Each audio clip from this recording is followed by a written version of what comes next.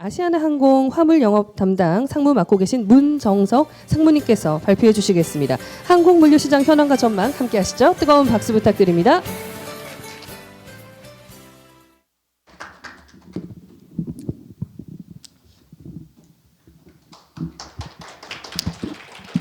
안녕하십니까. 저는 아시아나항공에서 항공화물 영업 담당을 맡고 있는 문정석 상무입니다. 다행스럽게도 앞에 우리 무역협회 김나율 연구님께서 중국 이커머스에 관련해서 저렇게 설명을 해 주셔서 항공화물 이해하는데 조금 더 도움이 많이 될 것 같습니다. 저는 다음과 같이 카테고리를 정해서 오늘 이야기를 할 예정인데요. 현 시점 오늘이 24년 12월 18일 수요일입니다. 올해 글로벌 항공화물의 시장에 어떻게 공급이 유지되었나. 이 말은 항공화물은 여객기, 화물기 두 개의 큰 축이 있는데, 여객기는 여러분이 아시다시피 승객이 타고 배기지를 싣고 남아있는 공간, 벨리 공간을 사용하는 것이고요. 나머지 하나는 전적으로 화물기만 운영하는 두 가지 큰 공급축이 있습니다.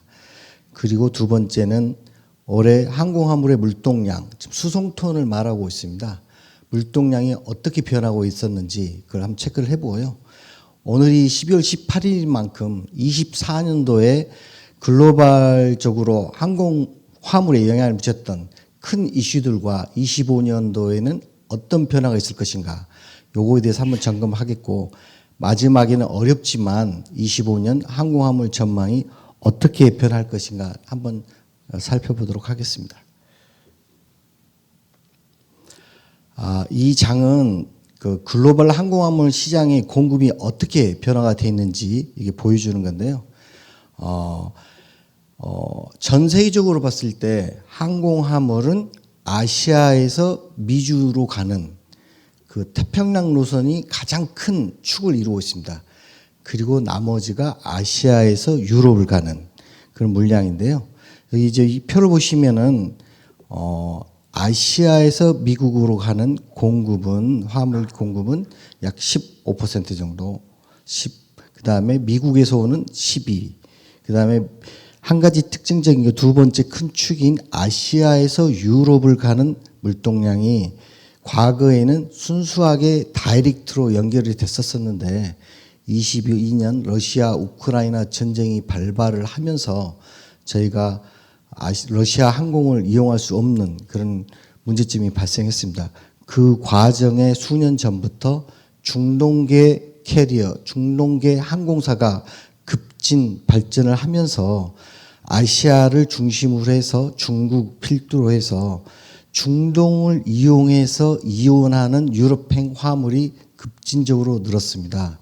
그래서 두 가지 큰 축에서 특히 올해 같은 경우는 아시아에서 미주로 가는 항공화물이 3, 4분기까지 주류를 이뤘다면 3, 4분기 이후에 유럽행 화물이 좀 약진하는 그런 모습을 보이고 있습니다. 올해 글로벌 항공화물의 성장률은 여기 표에 나와 있는 대로 약 7.2% 정도 성장을 하고 있다, 이렇게 볼 수 있는데요. 코비드 이전과 비교를 해봤을 때는 플러스 9.6% 정도 성장을 하고 있습니다. 특히 앞에서 언급했던 전체 아시아발 공급의 수준이 플러스 20% 정도로 매우 크게 성장을 했었는데, 앞에 언급한 중국발 전자상거래의 충격이 항공화물에도 커다랗게 영향을 미쳤습니다. 22년 하반기부터 알테시로 이루어진 알리익스프레스, 테무, 쉰, 이 세 개 업체의 중국발 전자상거래의 급진 성장이 항공화물에도 크게 영향을 미쳤습니다. 밑에 표를 보시면은 저희가 알고 있는 심천, 선전이 약 27%의 성장, 광저우 15%, 홍콩 15%, 상해 7%, 이렇게 대부분 중국발 주요 도시들의 전자상거래 물량이 급진하게 늘었습니다. 다행스럽게도 한국을 필두로 하는 인천이 플러스 5%인데요. 나머지 아시아 국가들은 매우 어려움이 있었습니다. 특히 주목할 부분은 중국발 전자상거래 많은 물량들이 너무도 폭발적으로 증가가 하면서 최근에는 중국발 전자상거래가 홍콩, 하노이, 방콕, 싱가포르 다른 동남아시아의 주요 도시를 이용해서 건너가는 그런 형태로 지금 발전을 지금 하고 있습니다. 다음은 화물기만 관련해 가지고 특징적인 사항을 한번 말씀드리겠습니다. 화물기 전체 공급의 약 24%가 지금 30년 이상이 된 기령으로 유지가 되고 있습니다. 그 말은 항공기가 매우 노후화됐다고 이렇게 말씀드릴 수 있는데요. 대수로는 약 848대인데 화물기는 큰 팔렛들을 실을 수 있는 와이드바디 화물기가 있고 팔렛들을 장착하지 못하는 네로바디 화물기가 있습니다. 여러분 기사를 통해서 알다시피 최근에 보잉사의 많은 문제점으로 인해서 신조 화물기가 제대로 정상적으로 공급이 되고 있지 않습니다. 그러면서 방금 표에 나와 있는 30년 이상 된 기령의 화물기들을 교체를 해야 되는데 그 교체 시기가 점점 늦어지고 있습니다. 이 말은 화물기 공급이 원활하게 이루어지지 않는다 이렇게 볼 수가 있습니다. 그래서 노령 기재의 반납이 활발해야 되는데 이런 신규 기재의 화물기 공급이 원활치 않아서 지금 항공 화물 시장의 면에 있어서는 공급적인 측면에서 단기 수급의 어려움이 매우 많다 이렇게 보면 되겠습니다. 다음은 앞에서 공급에 대해서 이야기를 했는데 지금은 이번 장에서는 수요에 대해서 이야기를 하도록 하겠습니다. 23년 동기간 대비 수요는 물동량은 약 5.2%, 앞에서 공급은 7.2%니까 수요가 조금 공급에 못 미친다 이렇게 이야기를 할 수가 있습니다. 하지만 아시아, 중동 중심으로 한 성장세의 5.2%가 코비드 이전과 비교했을 때는 더욱더 마이너스 1.4%니까 아직도 수요적인 측면에서 회복을 하려면 멀었다 이렇게 볼 수가 있는데요. 다행스러운 것은 중국발 미주 노선의 그 전자상거래 물량이 급진하면서 지금 시장의 판도가 지금 바뀌고 있습니다. 최근에는 아시아 내에서 35.5%, 미국 26.6%, 유럽 26.3%인데 이 부분이 남미 그리고 아프리카로 또 옮겨가고 있는 상황입니다. 그래서 항공화물 물동량 전망은 많은 변수가 있음에도 불구하고 내년에도 소폭 증가할 것으로 예상을 하고 있습니다. 그 부분은 추후에 말씀드리도록 하겠습니다. 코비드라는 3년 기간이 항공화물에서는 매우 커다란 변혁의 시기였습니다. 2020년부터 2022년까지 코비드 기간이었었는데 동기간 동안에는 여객기의 이동이 없었습니다. 하지만 이 동기간 동안은 아시다시피 많은 구호물자, 백신, 그리고 진단 키트, 마스크 등 이런 물자들이 화물기뿐만 아니라 손님을 승객을 싣지 않는 여객기를 통해서 많은 차타 물량들이 이동을 했었습니다. 그래서 이 3년 기간 동안에 매우 많은 물동량들이 움직였다 이렇게 볼 수가 있는데요. 지금 보시면은 2020년 이 쿼터가 가장 적게 표 까맣게 나와 있죠. 그리고 21년 4쿼터가 가장 많은 물동량을 이룬 시기였습니다. 그리고 22년 1쿼터를 기점으로 해서 전 세계 항공화물 물동량이 감소를 하게 되는데 그는 코로나 기간에 많이 풀었던 그 미 달러에 대한 부분에 따른 인플레이션을 극복하기 위한 미국 정부의 금리 인상 정책이 지속적으로 이루어졌습니다.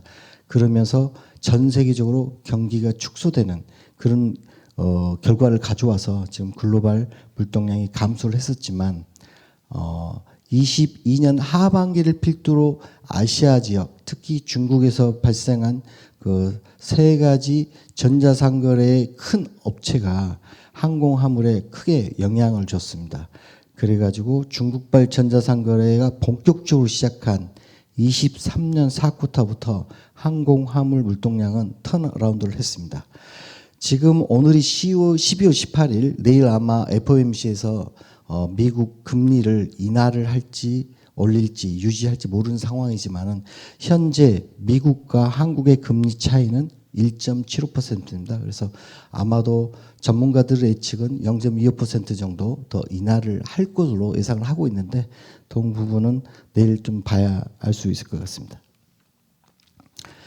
그리고 물동량이 있으면 공급과 수요에 의해서 가격이 결정이 됩니다. 주요 지수로 많이 운용이 되고 있는 항공화물의 홍콩, 발, 북미행, TAC 지수가 그 예로 할 수 있는데요. 그 주황색으로 표시된 TS 지수를 보면은 코로나 기간에 가장 높게 12.72까지 올라왔었습니다. 그 부분이 그 이후에 대폭 하락을 하면서 어려움을 겪고 있다가 지금 최근에 다시 상승세로 돌아섰습니다. 그리고 상하이 지수, 해상 운임 지수도 마찬가지로 항공과 비슷하게 올라가 있는데요. 코로나 기간에 파란색을 보시면은 22년 1월에 가장 큰 정점을 찍고 대폭 코로나가 끝나면서 하락을 해서 다시 최근에 다시 올라가고 있습니다. 이 부분은 뒤에 올해에 전체적으로 이루어진 큰 사건을 보면은 어떻게 변화인지 알 수가 있습니다. 그리고 가격적인 측면에서 아주 특이한 현상이 올해 지금 발생을 하고 있습니다. 코비드 기간에는 불가피하게 정상적인 물류 흐름이 없었기 때문에 특이하다고 할 수 있지만은 코비드 기간을 뺀 원래의 예년 평년과의 그런 항공 운임 패턴을 보면은 저희 항공 화물은 여객이 최성수기일 때 가장 비수기입니다. 그리고 여객이 가장 최비수기일 때 가장 큰 성수기입니다. 쉽게 이야기하면은 여객의 최대 성수기는 7월, 8월 여름방학, 그리고 각 기업체 7월 말 8월 초 각 기업체 휴가가 들어갈 때 저희들은 가장 최비수기에 직면해 있습니다. 공장 휴무가 있기 때문에 그렇게 할 수가 있는데요. 올해는 그런 비수기 개념이 전혀 없었습니다. 다시 말하면 여객 최비성수기인 7월, 8월에 가장 높은 가격, 비수기 중에서도 가장 높은 가격을 유지하면서 계속 유지를 해왔었고요. 그리고 지금 12월이 들어서서 어는 더욱더 비수기, 특히 크리스마스 다음 주, 크리스마스, 연말, 연초는 휴가 시즌이 들어가기 때문에 여객의 또 최대 성수기인데 그럼에도 불구하고 항공화물 가격이 급속도로 높은 가격을 유지하면서 올라가고 있는데 이는 미국 대통령 선거와 매우 밀접한 관계가 있습니다. 11월 5일이죠. 미 대통령 선거에 트럼프 대통령이 당선이 되면서 트럼프 대통령의 관세 정책과 매우 연관이 되어 있는데요. 트럼프 대통령이 1월 20일 취임을 하면서 바로 당일 또는 그 다음 날 행정명령을 통해서 주요 국가들에 대한 물량에 대한 관세를 부과를 하겠다. 이런 발표가 있은 후에 많은 아시아국가의 수출국에서 그 관세를 최소한 면해보고자 미리 사전에 해상으로 항공으로 물량을 보내면서 12월 비수기인 지금 이 시즌에도 가장 많은 물량이 해상으로 항공으로 계속 이동을 지금 하고 있습니다. 앞에 지금 그 중국발 전자상거래 관련 이슈가 크게 돼서 제가 인천공항공사에서 발표했던 자료를 조금 잠깐 인용을 하도록 하겠습니다.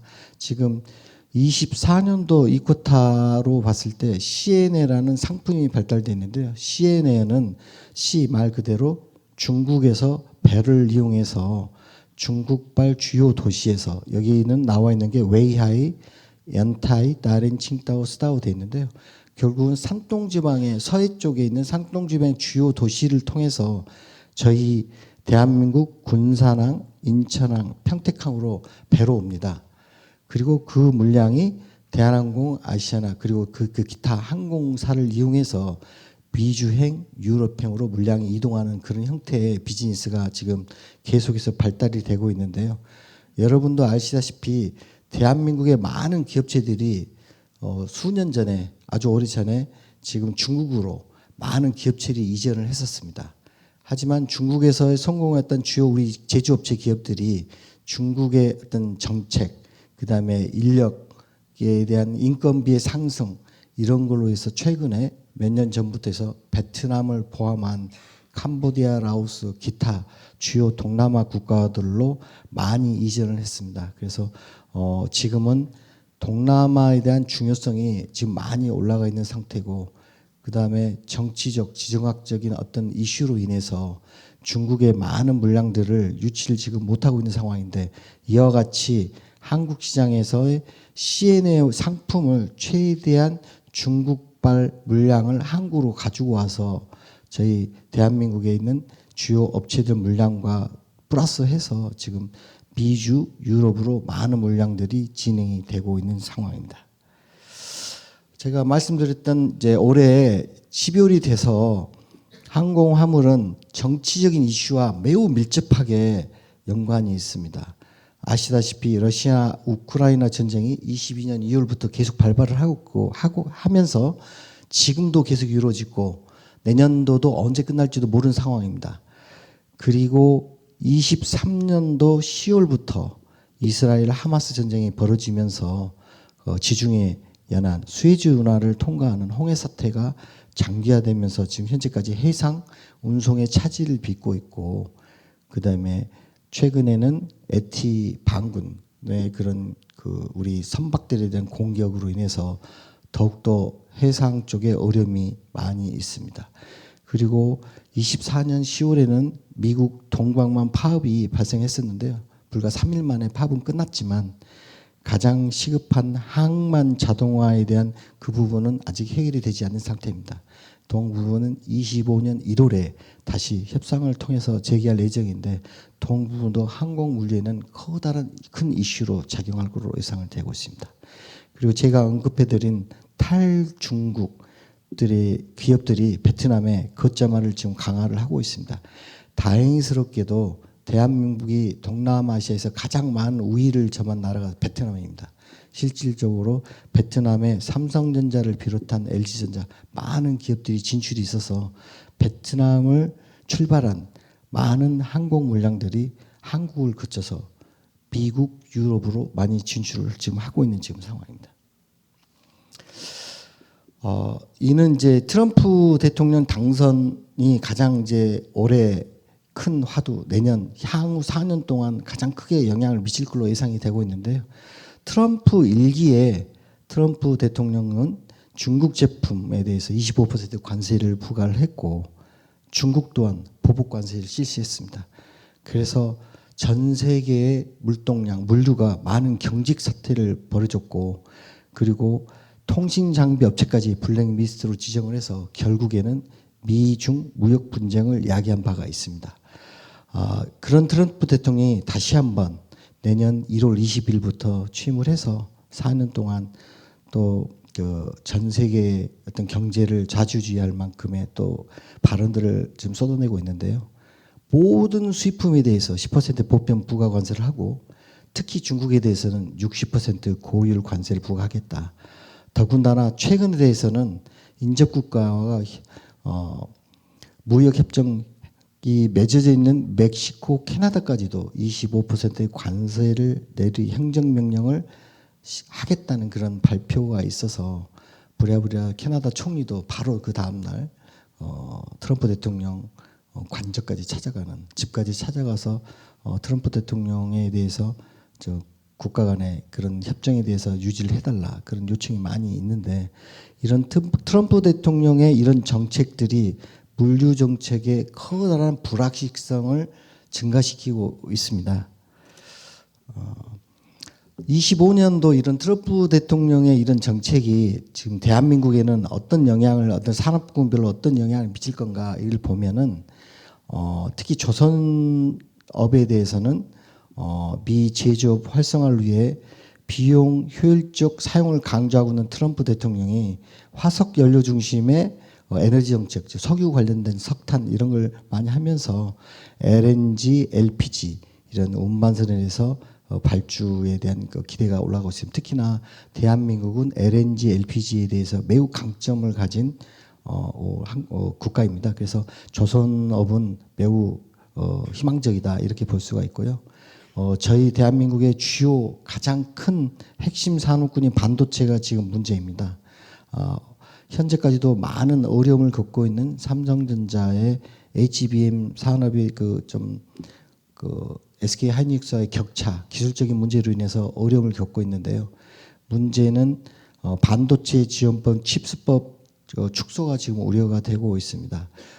트럼프가 1월 21일 취임을 하면서 과연 이 칩스 지원법에 대해서 얼만큼 저희 삼성전자, SK 하이닉스가 미국 본토에 투자한 그 금액에 대한 지원 자금, 이 돈 문제를 어떻게 해결해 줄 것인가 아직도 해결이 안 돼 있는 상태인데요.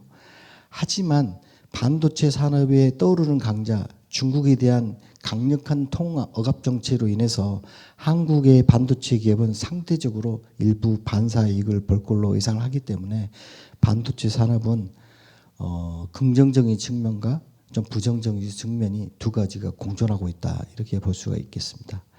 그리고 오른쪽에 지금 요새 화두가 되고 있는 전기차 배터리 2차 전지 관련된 내용입니다. 트럼프 정부는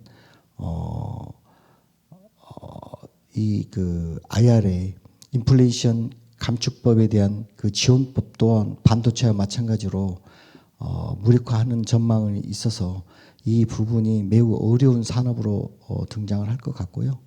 그 다음에 에너지 부분에서도 태양광 재생 에너지, 저희 대한민국의 이 세 가지 큰 축 중에 하나인데요. 이 부분이 프로젝트가 크게 위축될 것으로 예상을 하고 있습니다. 특히나 바이든 정부에서 시행했던 많은 그 기후 관련 협약에 대한 그런 재탈퇴, 그 다음에 석유, 전통 화석, 이런 옛날 고전적인 방식의 산업을 추구하고 있기 때문에 이 태양광의 이런 산업 부분은 우리나라에 커다란 영향을 미칠 걸로 생각을 하고 있습니다. 밑에 항공화물 시장의 영향적인 측면에서 위에 산업군별로 봤는데요. 항공화물 시장의 영향을 보면은 유가적인 측면은 석유를 계속 공급을 증가를 시키면서 장기적인 하락이 예측이 되고 있고, 달러 강세는 원화 약세가 이루어지고 있습니다. 최근에 계엄 관련해서 저희 환율이 매우 약화되면서 트럼프의 정책과 한국의 정치적인 이슈 때문에 원달러가 매우 약세가 되면서 저희 쪽에 매우 커다란 위협이 지금 되고 있는 상황입니다. 그리고 지정학적 리스크, 전쟁 관련된 사항은 내년 초까지, 내년까지도 계속 이어질 것으로 예상이 되겠지만 전쟁이 어떻게 진행이 되느냐, 중단되느냐에 따라서 항공화물의 물류에는 커다란 영향을 미칠 걸로 보고 있습니다.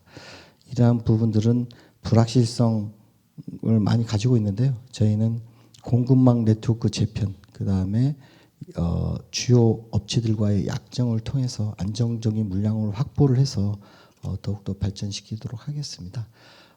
시간 관계상 한국 25년 항공화물 전망에 대해서 공급적인 측면에서는 여객기 공급은 계속해서 늘어날 겁니다.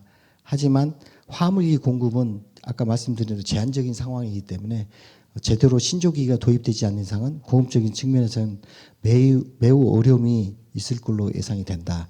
하지만 항공화물 수요는 물동량이 점진적으로 증가할 것으로 예상을 하고 있습니다.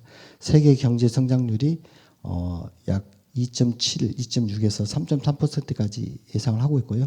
교역 증가율도 많게는 3.4%까지 증가할 걸로 예상이 되지만은 트럼프 2기 출범에 따른 이 커다란 리스크 때문에 트럼프 정책에 관련된 여러 가지 시행 시기에 따라서 내년도 항공화물이 초반에는 강세로 예상이 되지만은 하반기까지 강세로 갈지는 알 수가 없는 상황입니다. 이상 마치도록 하겠습니다.